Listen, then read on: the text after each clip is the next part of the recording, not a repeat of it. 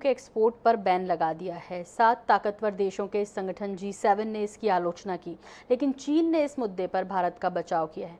भारत के इस फैसले का समर्थन करते हुए चीन ने G7 देशों के रवैये पर ही सवाल खड़ा किया है। भारत के विरोधी देश माने जाने वाले चीन ने गेहूं के मुद्दे पर भारत का समर्थन कर सबको चौंका दिया। आमतौर पर चीन भारत के पक्ष में कम ही बोलता है। जिस तरह से चीन ने भारत का बचाव किया है, उससे सवाल ये है कि ड्रैगन के रुख में अचानक आए इस बदलाव की आखिर वजह क्या है।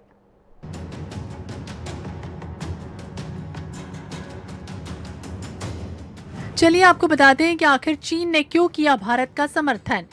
भारत को खुश करके क्या हासिल करना चाहता है चीन?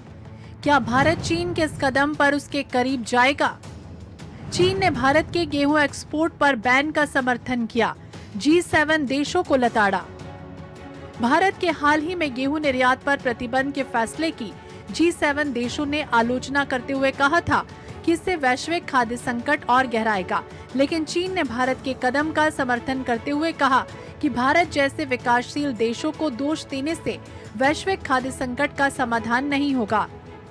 मीडिया रिपोर्ट के मुताबिक G7 देशों के कृषि मंत्री भारत से गेहूं निर्यात पर बैन नहीं लगाने का आग्रह कर रहे हैं, तो G7 देश खुद क्यों गेहूं का निर्यात बढ़ाकर खाद्य बाजार को स्थिर करने का कदम नहीं उठाते?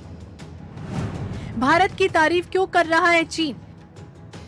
माना जा रहा है कि गेहूं एक्सपोर्ट पर बैन के मुद्दे पर चीन के भारत का समर्थन करने के पीछे 2 बड़ी वजह हैं।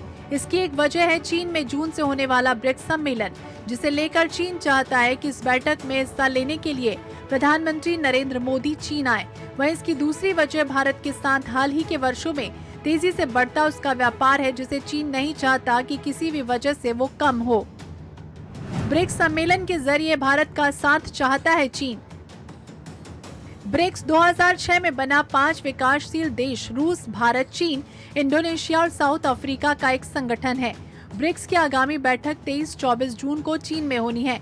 इस बैठक में इन 5 देशों के राष्ट्राध्यक्षों को हिस्सा लेना है।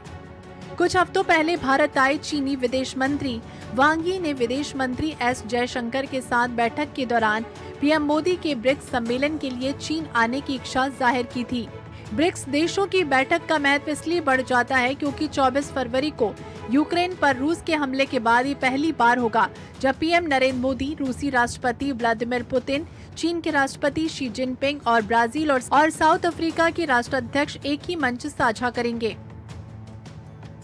वांग यी की यात्रा के बाद भारत ने ब्रिक्स की बैठक में हिस्सा लेने वाले पर सहमति जताई। इस बैठक को वर्चुअली होना माना गया है। चीन में होने वाला ब्रिक्स सम्मेलन 2020 में लाइन ऑफ एक्चुअल कंट्रोल यानी कि LAC पर भारत चीन के बीच पैदा हुए तनाव के बाद चीन में संगठन का पहला सम्मेलन होगा।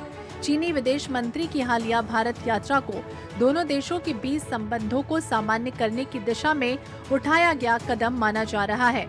बहरहाल सीमा पर तनाव बढ़ने के बाद ये चीन के किसी बड़े नेता की पहली भारत यात्रा थी। Bureau report, international desk.